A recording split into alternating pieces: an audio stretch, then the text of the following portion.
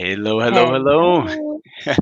Welcome back to this edition of the Power Posts, where Julie and I go through and talk to you guys about the this week's top social media posts from the events industry. Julie once again has crushed it and put together a fantastic list of some really great content you guys are coming up with. I apologize for me in advance. I have come down with a cold, and I've not literally rolled out of bed and put on a hat, but kind of. So it's kind of casual Friday. Let's roll with it. And how are you today, Julie? How's things I'm going over good. there? Yeah, Outside of casual Friday, let's say it's like Cowboy Friday, because I Cowboy get Friday. All right, this and you've got the hat, so all we've got right. this. I like it. I like it. Let's jump straight into this. We try to keep it to 5 minutes. That never happens, but we always try. Hoping. So let's get jump into it, guys. If you have any questions, put them in the comments, and we'll try to answer them as we're going along. But let's head over to acomoplus.com. So this is our website where you can find the best venues and suppliers for your event all around Europe, organized by categories. If we go down here, we have got our blog section, and we'll click on the power posts. So here we are, May 21st, top power posts of the week. Julie, why don't you kick it off and let us know what your favorite post was? I'll try to find it on the list here. Okay. I think it's actually the first Instagram if you scroll all the way down. All right, give me a second here. First, today it's Cultural Diversity Day. So happy Cultural Diversity Day, everyone. I think it's very important, especially because the first one that I want to highlight is actually located in Stockholm. So if you scroll down, yes. I don't know if everybody is familiar with the name of the famous DJ. There you go. Avicii. So I think he passed away a couple of years ago, if I remember well, and he was suffering a lot from mental health, and I think, especially with the year that we've all been through, it's such a nice touch from Stockholm to have decided to name their concert arena as Avicii Arena. Just because we need that kind of symbol to make people understand that we definitely need to be cautious on mental health and make sure that we are here to support everybody. So that's one of the main Instagram posts that I wanted to highlight today. I have a second one, but I'll All pause right. it because I think you have one for us to share, Jason. All right, I will now. So I will go down. Mine's actually the next one. It's also from Instagram, from one that is called the Mix Mag. And again, I know that I am hammering this over and over again, but that's only because I think it's an important message to get out there. And government trials indicate mass events are no more risky than going shopping. Over and over again over the last couple months, we've been seeing the same message. It's very clear that when event professionals are allowed to do their work, to follow protocols, to put in the right restrictions and protections, that these events are having a lot of success. To be honest, um, masks, tests when you come in Barcelona, we had one too. I spoke about this the other day. 5,000 people that attended a concert. You had testing at the door. Out of that, there were only 2 cases 2 weeks later that may or may not be related to the event. So, I mean, me personally, I feel just as confident going to a concert or to a professional event that has Sure. controls as I would going to, I don't know, a restaurant, for example, or shopping. So another great message. We're seeing the same sort of results from the UK with some of the events that they're doing over there. So this is a really good indicator that when things are done correctly, that these events are okay. Um, so I'm actually that's divided my with that favorite. topic. I Yeah, have half of my heart that is very frustrated because yeah, we've been saying this since the beginning that we are able to manage safety of attendees. And yeah. they're just running these events with the tests right now. Hmm.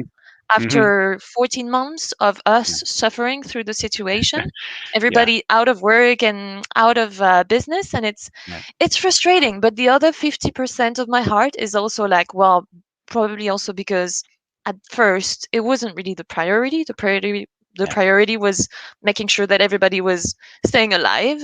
Yeah. And Yeah. now we're thinking of the economic situation and the Of fact that course. we still need people to have a social life also. So Yeah. Yeah. I don't know. Yeah. I can't make the two parts in me It's hard. agree on one thing. Like, is it okay to do it right now, or is it just Yeah. very annoying that they haven't Yeah. listened to us since the beginning? Yeah. I mean, it's a really tough one, right? Because when you're dealing with health, what's the right answer, right? The easy solution Mhm. is no, let's be safe, let's wait until there's a certain, until we can minimize the risk. But what is the line, right? Because Mhm. in my personal opinion, we're not ever going to be at a point where COVID is a zero risk game, right? I don't think we're ever going to be able to be at events or any sort of interaction where COVID's not there. So we're kind of learning to live with it, but under conditions that are relatively safe, right? So, I mean, I think that many people have suffered. There's Mhm. been a lot of people who have died. A lot of people have been very, very ill. And it's absolutely terrible. But what we're seeing after 14 months is that you also have a bunch of people that are suffering economically, financially, Exactly. and mentally. So we need to start finding the right balance. And I Mhm. hope that these statistics that are coming out are going to help us move towards a better balance than there's been over the last few months. So I feel you. I feel you 100%. We've got a couple comments from Sabrina. Hi, Sabrina. Shout out to Sabrina. She Hello. says she loves Avicii. Awesome. And she is joining us while she's having lunch. So bon profit. It's funny. Yesterday it was me checking you out with Sabrina while I was having lunch, and now it's the opposite way around. No, it's the opposite. Exactly. This is our community. This is how we do it. So, all right. Now we're running out of time. So let me go down to your next one. What was the next one that It's the first you like? TikTok.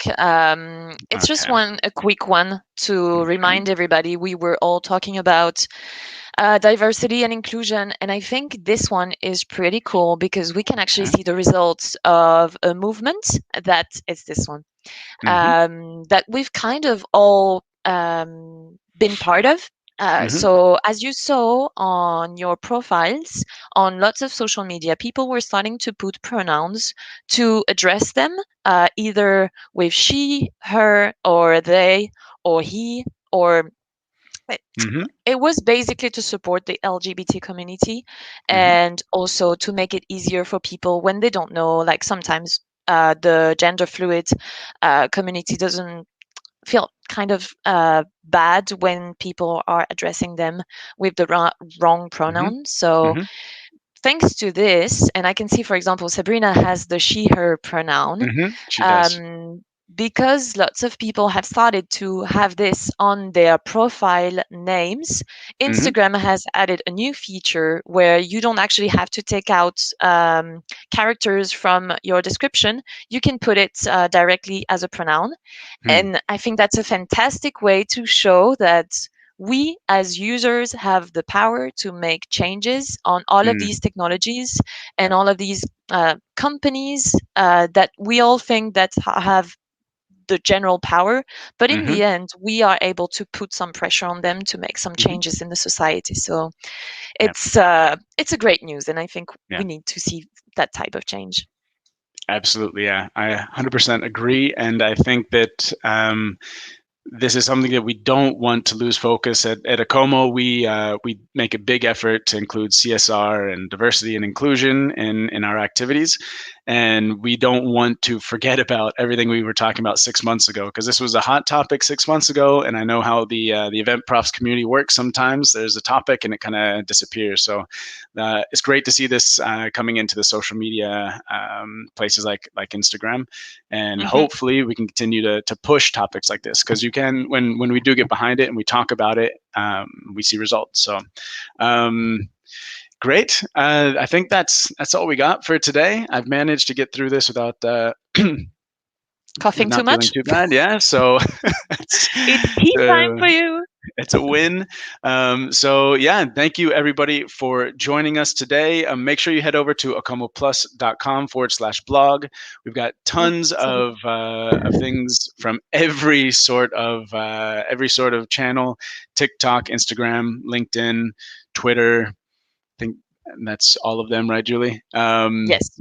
I all wanted right. to add like Facebook, but there's not much content going Okay. on Facebook, and Okay. it's not my favorite one. So I guess it's a personal opinion. Yeah. But if you want me to check out Facebook, just let me know and I'll check over it.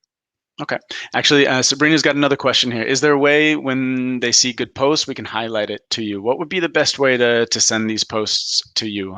Email? Yeah, we have Yeah. that listed in the actual Power Okay. Post. You can either Okay. send it at contact@acomo.com, or you can also direct send it to me directly on LinkedIn if you want. I think it's the easiest Okay. way to find me. Okay, perfect. Yeah, thank you for bringing that up. That's we do get some people suggesting posts, and it's really helpful. I mean, we really want to curate the best list. So anything you see that you think deserves a bit more visibility, then yeah, please shoot that over to myself or to Julie. We'll make sure it gets included in next week's list. So I think that's Have a it. great weekend. Thank you. You too, Julie. Everybody have a good weekend, and we'll see you next week. See you. Bye. Bye.